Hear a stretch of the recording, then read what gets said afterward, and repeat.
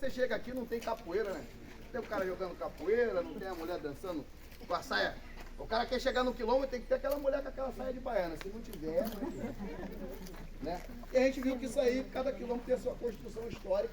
E aqui, porque somos descendentes de banco, né? Essa questão da festa não era muito comum aos bancos, mas aos iorubás.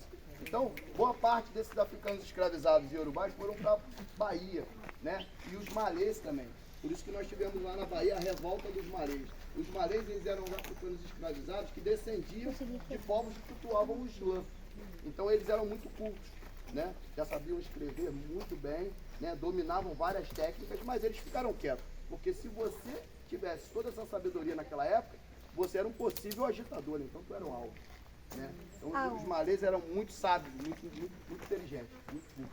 Mas a gente está aqui para falar que esses africanos que fizeram um acordo com a família de Estácio de Sá em 1625 para poder viver aqui, eles perderam essas terras quando toda a terra foi doada para o mosteiro de São Bento. E aí eles tiveram que fazer um acordo com o mosteiro de São Bento para poder permanecer nessas terras. E aí que a gente encontrou as primeiras documentações. Se a gente for lá no mosteiro, no centro do Rio de Janeiro, na Praça Mauá ali, você tem um setor de pesquisa que tem toda essa documentação. É muito legal você ir num setor de pesquisa e botar a mão no livro do ano de 1700. A igreja é uma instituição militar.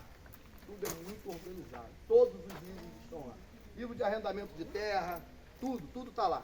O livro do tombo, ou seja, um monge ele tinha a obrigação de documentar tudo o que acontecia todos os dias nas propriedades dos monges. Então lá a gente encontrou os primeiros arquivos com os nomes das pessoas que negociaram. E aí, quando chegou em 1888, a igreja era dona de toda essa terra, mas veio a abolição da escravidão. Será que pega bem para a igreja católica ser dono de fazenda escravo? Aí o que eles fizeram? Perder dinheiro também eles não perdem, né?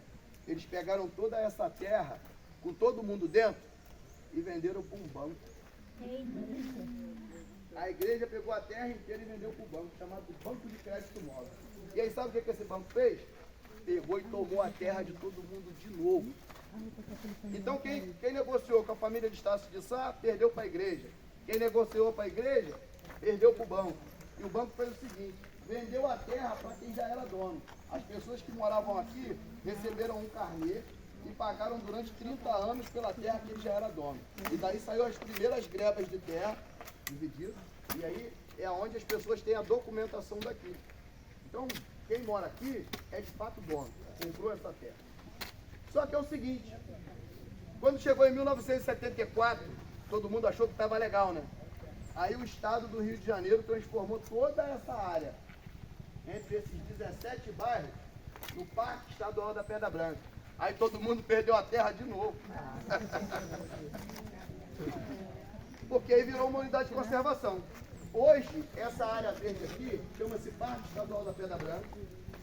Apesar de todos esses conflitos, é uma unidade de conservação importante para a cidade do Rio de Janeiro, precisamos desse parque.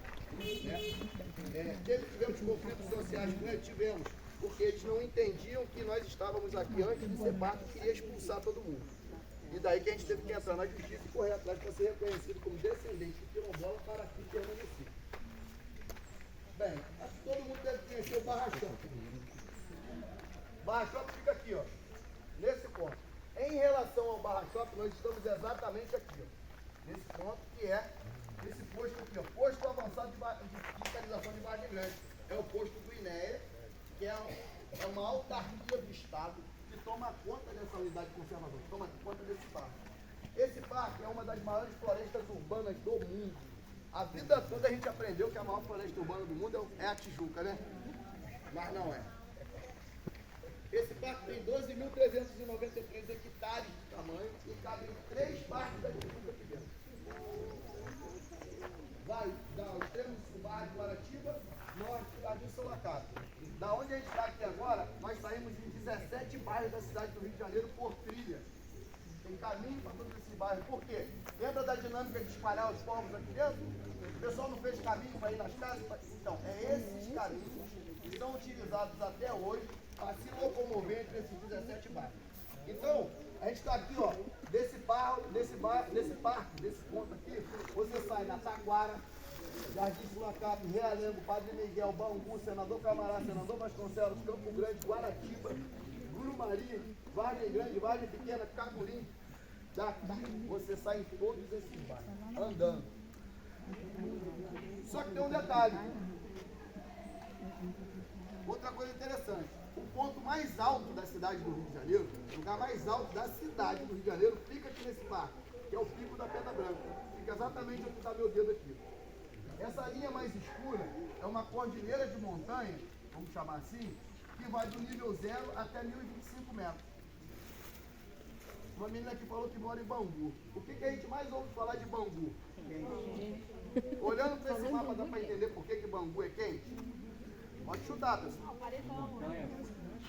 Já matou aqui de cara. Por causa do paredão de montanha. Vamos imaginar aqui, ó. Se as montanhas começam aqui, olha a linha verdinha, e vem até aqui, toda a umidade do ar, do mar que ela entra. E ela fica presa aqui. Bangu está exatamente aqui. O que é aqui? O Pico da Pedra Branca. Na frente de Bangu tem um rochedo de 1025 metros.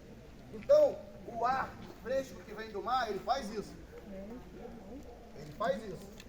Chega menos em Bangu. Então o Bangu recebe menos umidade por causa da condição geográfica do que os outros bairros ao seu redor.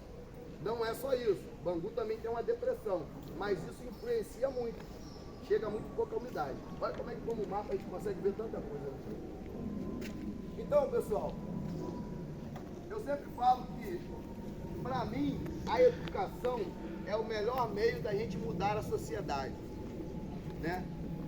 E se não for pelo viés da educação, não vai ter outro jeito. Então, parafraseando Paulo Freire, se a educação não for libertadora, o sonho do oprimido é virar opressor.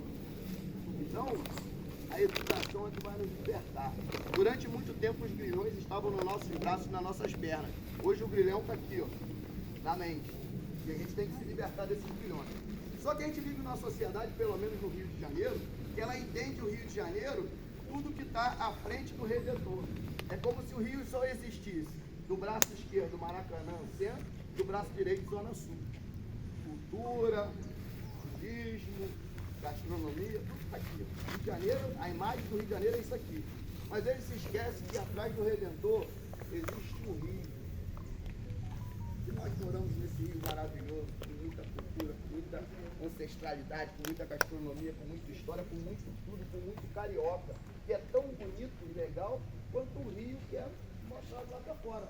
Por exemplo, nesse Rio de Janeiro que está escondido, a gente tem as praias selvagens aqui, que vai da Barra de Guaratiba até o Grumari, que para mim, desculpa Copacabana.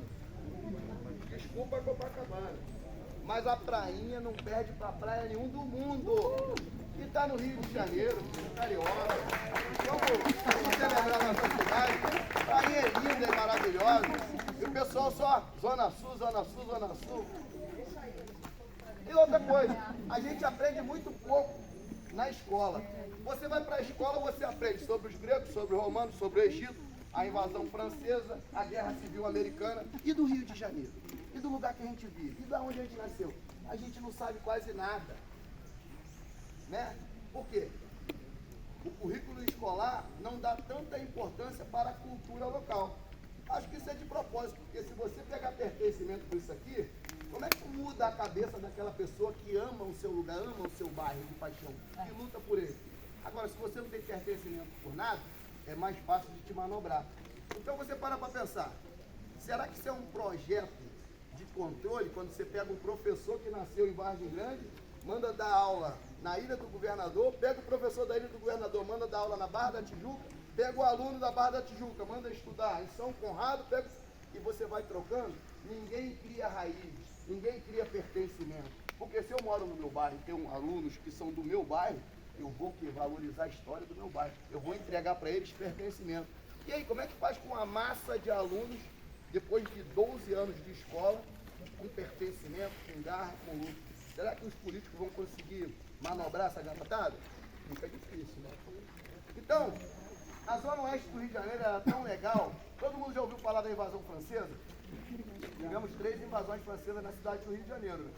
2 foram pelo centro da cidade ali, Praça 15, os franceses entraram. Eles não falam que ninguém conta tua derrota, mas o Rio de Janeiro ficou sequestrado e tiveram que pagar um ataque.